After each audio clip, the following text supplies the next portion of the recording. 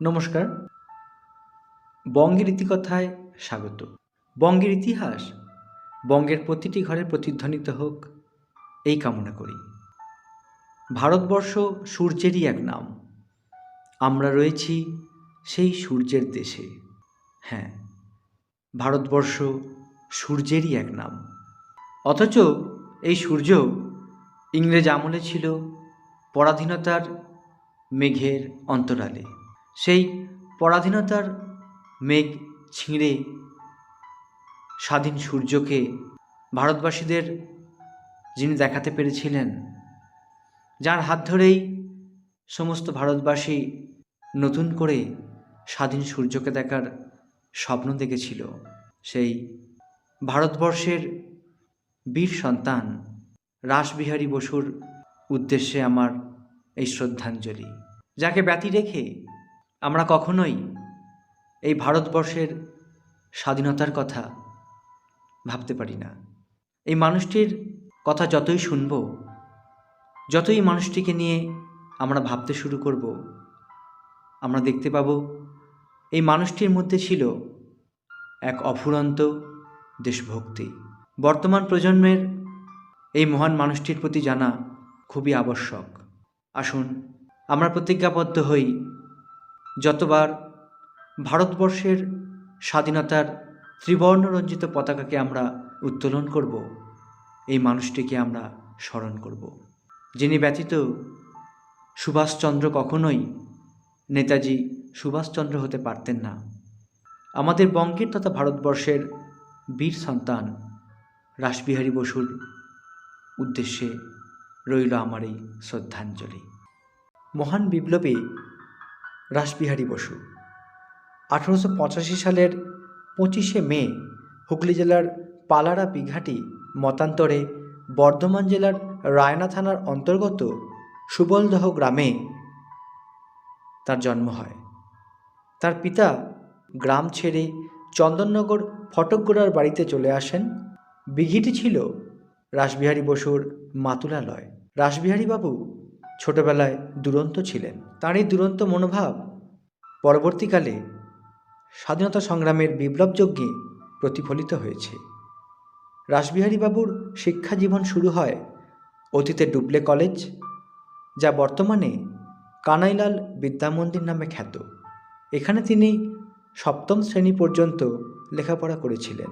স্কুলে পাঠরত অবস্থাতেই তার বলিষ্ঠ ও তেজস্বী মনোভাবের পরিচয় পাওয়া যায়।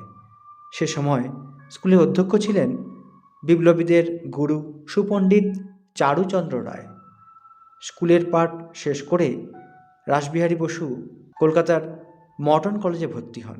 অনুশীলন সমিতির সভাপতি হয়েছিলেন ব্যারিস্টার পি মিত্র। তার আগ্রায় বিপ্লবী যতীন্দ্রনাথ মুখোপাধ্যায়ের সঙ্গে রাসবিহারী বাবুর পরিচয় হয়। দুজনে দুজনকে ভালোবাসার অচ্ছেদ্য বন্ধনে বেঁধে ফেলেন ও বৈপ্লবিক চেতনায় উদ্বুদ্ধ হন। এরপর রাসবিহারী বাবু কলকাতা থেকে চন্দননগরে ফিরে আসেন ও চারুচন্দ্র রায়ের সুরিত সম্মেলনে যোগ দেন। সুরিত সম্মেলন আসলে ছিল একটি গুপ্ত সমিতি। এই গুপ্ত সমিতির উদ্দেশ্য ছিল দেশের তরুণ সম্প্রদায়কে জাতীয়তা মন্ত্রে দীক্ষিত করা ও বৈপ্লবিক চেতনায় অনুপ্রাণিত করা। 1912 সালের 23শে ডিসেম্বর বড়লাট লর্ড হার্ডিঞ্জকে নিয়ে দিল্লির রাজপথে এক বিরাট সভা বের হয়। এই শোভাযাত্রা দেখার জন্য হাজার হাজার মানুষের সমাবেশ হয়েছিল। ভিড়ের মধ্যে রাসবিহারী বাবু ও তাঁর এক শিষ্য বসন্ত বিশ্বাস কানে দুল পরে মহিলার ছদ্মবেশ নিয়ে দাঁড়িয়েছিলেন। লর্ড হার্ডিঞ্জ কাছে আসতেই রাসবিহারী বাবু ও বসন্ত বিশ্বাস বোমা ছুঁড়ে ভিড়ের মধ্যে মিশে যান। বোমার আঘাতে বড়লাট নিহত হলেন না, আহত হলেন। শোভাযাত্রা ভঙ্গ হয়ে গেল। গোয়েন্দা পুলিশ তন্ন করে খুঁজে বের করলেন বসন্ত বিশ্বাসকে। রাসবিহারী বাবুর কোনো সন্ধানই পাওয়া গেল না। রাসবিহারী বাবু দেরাদুনে ফিরে এসে প্রকাশ্যে জনসভা করে বড়লাটের উপর বিস্ফোরণের তীব্র নিন্দা করেন। বসন্ত বিশ্বাসের ফাঁসি হলো ও পরে ইংরেজ সরকার গুপ্তচরের মুখে জানতে পারলেন বড়লাট হত্যার পরিকল্পনার মূল নায়ক হচ্ছেন রাসবিহারী বসু। তাকে গ্রেপ্তার করার জন্য পুলিশ মরিয়া হয়ে উঠল। সারা দেশ খুঁজে বেরোতে লাগলো। ধরা পড়লে অবধারিত ফাঁসি হবে রাসবিহারী বাবুর। কিন্তু রাসবিহারী বাবু ছদ্মবেশ ধারণ করে লুকিয়ে রইলেন। ইংরেজ তাকে গ্রেপ্তার করতেও পারল না। ছদ্মবেশ ধারণ করার ব্যাপারে তার প্রতিভা ছিল অসাধারণ। রাসবিহারী বাবু এসে যোগ দিলেন বাঘাযতীনের সঙ্গে। তারা দুজনে মিলে ভারতবর্ষ থেকে ইংরেজ শাসন ধ্বংস করার সশস্ত্র পরিকল্পনা করতে লাগলেন। তারা খুব বড় ধরনের বিপ্লব ঘটাবার চেষ্টা করতে লাগলেন। রাসবিহারী বাবু ও যতীন্দ্রনাথের মিলন যেন গঙ্গা যমুনার মতো মিলেমিশে একাকার হয়ে ভারতবর্ষকে এক মহান বিপ্লব যজ্ঞের সামিল করে তুলল। আমেরিকার গদর পার্টি বলে এক বিপ্লবী দল গড়ে উঠেছিল। সমস্ত বিপ্লবী দল পরস্পরের সঙ্গে যোগাযোগ রেখে চলতে লাগলো। যতীন্দ্রনাথ ও রাসবিহারী বসুর নেতৃত্বে বিদেশ থেকে অস্ত্র আমদানি করে সশস্ত্র বিপ্লব ঘটানোই ছিল এই পরিকল্পনার মুখ্য উদ্দেশ্য। কিন্তু সেই পরিকল্পনা বাস্তবায়িত হবার আগেই দীননাথ নামে এক বিশ্বাসঘাতক কর্মীর ষড়যন্ত্রে সব প্রকাশ হয়ে যায়। বহু বিপ্লবী ধরা পড়েন, গদর পার্টি ধরা পড়ে যায়, সিপাহী বিদ্রোহ বানচাল হয়ে যায়। বুড়ি বালামের তীরের যুদ্ধে বীরত্বের জ্বলন্ত উদাহরণ দিয়ে প্রাণ দিলেন বাঘাযতীন। রাসবিহারী বাবু উপলব্ধি করলেন শুধুমাত্র অন্তবিপ্লব ঘটিয়েই ভারতবর্ষকে স্বাধীন করা যাবে না। এর জন্য ভারতের বাইরের বিদেশি শক্তির সাহায্যের দরকার। 1915 সালের 12ই মে 29 বৎসর বয়সে রাসবিহারী বাবু PN ঠাকুর ছদ্মনামে পাসপোর্ট সংগ্রহ করে জাপানি জাহাজ শানুকিমারু চেপে ভারতবর্ষ ত্যাগ করলেন। ভারতমাতার উদ্দেশ্যে অন্তরের শ্রদ্ধাঞ্জলি দিয়ে উচ্চারণ করলেন বন্দে মাতারাম। রাসবিহারী বাবু গোপনে ভারতবর্ষ ত্যাগ করে জাপান পৌঁছলেন। সেখান থেকে চীনের জনজাগরণের প্রধান উদ্যোক্তা সান ইয়াসিনের সঙ্গে মিলিত হন ও ভারতবর্ষের মুক্তির ব্যাপারে আলোচনা করেন। জাপানে এসে রাসবিহারী বাবুর সঙ্গে হিরম্যনাথ গুপ্ত নামে এক বাঙালির পরিচয় হয়। হিরম্যনাথ রাসবিহারী বাবুর জাপানে আসার কথা শুনে খুশি হন ও টোকিওতে এক জনসভার আহ্বান করেন। ভারতের ওপর ইংরেজদের অত্যাচার ও দুরবস্থার কথা প্রকাশ করে জাপানের সঙ্গে মৈত্রী স্থাপনের প্রচেষ্টা করা হয়। এর ফলে রাসবিহারী বাবু ও হিরম্যনাথ গুপ্তকে গ্রেপ্তারের নির্দেশ দেন জাপান সরকার।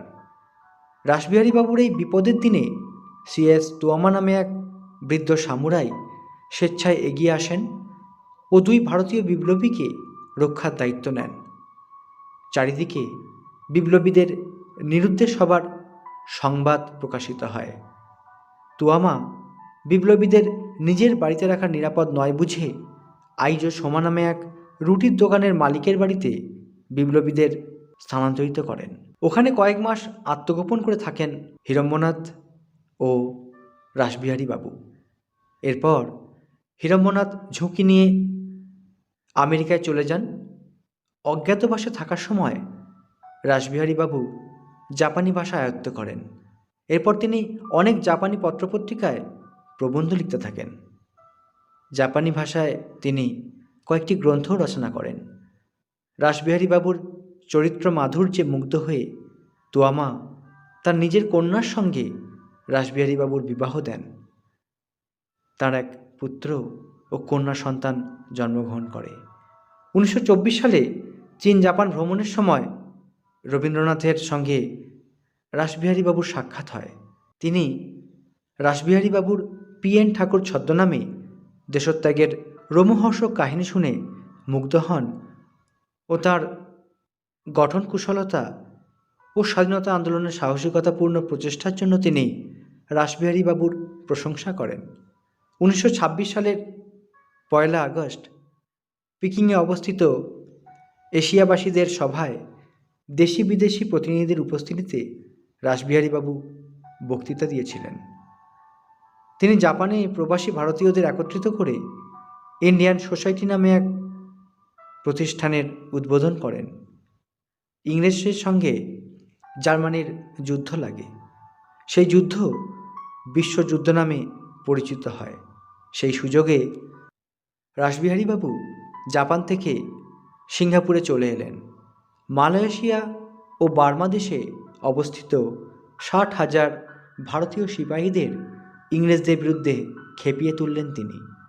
তাদের বোঝালেন, তোমরা ভারতবর্ষের সন্তান, প্রাণ যদি দিতেই হয় তবে ভারতবর্ষের মুক্তির জন্য প্রাণ দাও। তার অনুপ্রেরণায় ওই বিশাল সিপাহী দল ইংরেজদের বিরুদ্ধে গর্জে উঠল। রাসবিহারীবাবু ওই বিশাল সৈন্যদলকে সংগঠিত করে গড়ে তুললেন আজাদ হিন্দ বাহিনী, ইন্ডিয়ান ন্যাশনাল আর্মি। 1943 সালে 8ই জানুয়ারি আইএনএর সমস্ত কর্মীদের একত্রিত করে সভা ডাকলেন তিনি।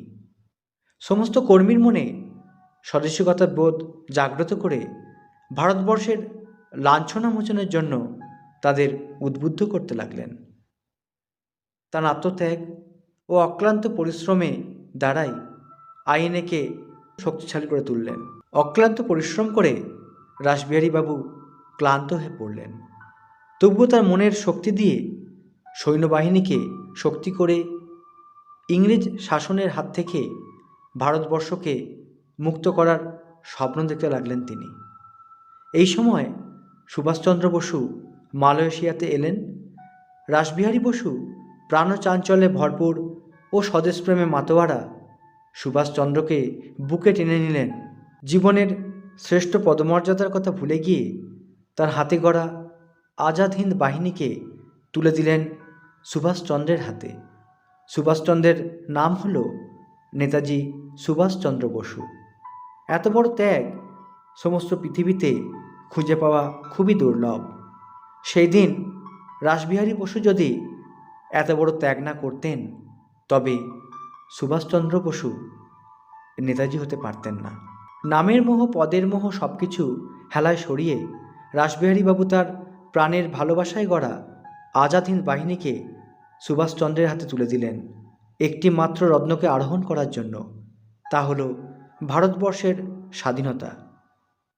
নেতাজি সুভাষচন্দ্র বিদেশে আজাদ হিন্দ সরকার নামে এক স্বাধীন ভারতীয় সরকার গঠন করলেন। একটি মন্ত্রিমণ্ডলী গঠন করে তার চেয়ারম্যান পদে রাসবিহারী বসুকে বরণ করে নিলেন। ভারতবর্ষের স্বাধীনতা আন্দোলনে আজাদ হিন্দের ভূমিকা কম নয়। এই আজাদ হিন্দ বাহিনীকে নিজের হাতে গড়েছিলেন রাসবিহারী বসু। যে মুকুট রাসবিহারী বসু নিজের মাথায় পরতে পারতেন, আনন্দের সঙ্গে তা পরিয়ে দিলেন প্রিয় সুভাষচন্দ্রের মাথায়। রাসবিহারী বসু ছিলেন হুগলি জেলার মানুষ। তার মতো বিপ্লবীকে পেয়ে আমরা ধন্য। তার আত্মত্যাগ দেশপ্রেমী উজ্জীবিত করবে ভাবিকালের নতুন ভারতবাসীদের। রাসবিহারী বসু স্বপ্ন দেখেছিলেন ভারতবর্ষের স্বাধীনতা সূর্যকে দেখে যাওয়ার, কিন্তু তাঁর সে স্বপ্ন সফল হয়নি। ভারতবর্ষ স্বাধীন হওয়ার আগেই তার মহাপ্রয়াণ হয়েছে। 1945 সালের 21শে জানুয়ারি এই মহান দেশপ্রেমিক অমৃতলোকে বিলীন হয়েছেন। এই মহান বীর রাসবিহারী বসুর স্মৃতির উদ্দেশ্যে রইল আমার আন্তরিক শ্রদ্ধা। তার বিষয়ে যতই জানব এক অদ্ভুত দেশপ্রেমের কথাই জানতে পারব। স্বাধীনতার অনেকগুলো বছর কেটে গেছে। আসুন আমরা প্রতিজ্ঞাবদ্ধ হই এই মহান মানুষটির প্রতি যথার্থ শ্রদ্ধা জ্ঞাপনের। একজন ভারতীয় হিসাবে আমাদের কর্তব্য এই মানুষটিকে স্মরণ রাখা। আমরা যতবার এই ভারতবর্ষের ত্রিবর্ণরঞ্জিত পতাকাকে আমরা যতবারই দেখব, আমরা যেন রাসবিহারী বসুকেই দেখতে পাই। তবেই হবে তার প্রতি যথেষ্ট শ্রদ্ধা জ্ঞাপন। আশা করি আমার এই প্রচেষ্টা আপনাদের কাছে গ্রহণযোগ্য হবে। ইতিহাসের পাতা থেকে এই মহান মানুষটির সম্পর্কে যতটুকু জানতে পারলাম তাই আপনাদের কাছে উপস্থিত করলাম মাত্র। আমি অপেক্ষায় থাকব যেন আরও সুন্দর কেউ এটিকে উপস্থাপনা করেন। নমস্কার।